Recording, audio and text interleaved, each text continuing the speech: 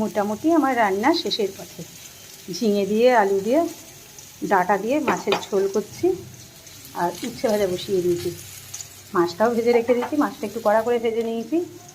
ব্যাস, আর একটু শুক্তো করব, তাহলে আমার রান্না কমপ্লিট হয়ে যাবে। রান্না কমপ্লিট হতেই আবার চলে যেতে হবে পুজো দিতে। পুজো দিয়ে তারপর শপে যাব। এখন ছোটো ছেলেকে বসিয়ে রেখেছি, আর যেই ছেলেটা আছে ও এসছে, যার জন্য আমি কাজগুলো করে দিতে পারছি। ছেলের এখন ভাত দিয়ে দিচ্ছি।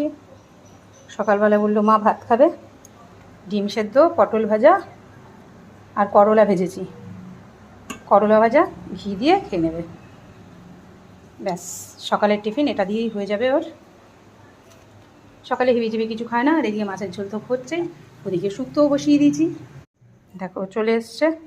এখন বললো মা ভাতটাতে মেখে দাও, ঘি দিয়ে এখন ভাতটা মেখে দেবো। মোটামুটি সবাইকেই মেখে দিলে ভালো হয়।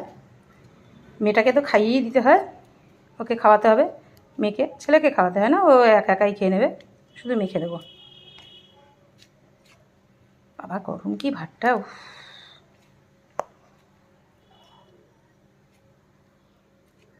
এখনও বড় ছেলে আসেনি, ও কখন খাবে কি জানো, ও তো মানে কাজে অফিসে ঢুকে গেছে।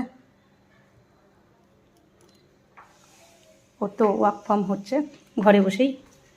দেখি বড়টাকে ডাকি, ও কখন খাবে। ওর তো খাওয়ার ঠিকই থাকে না, কখন খাবে না খাবে কোনো কিছু ঠিক নেই।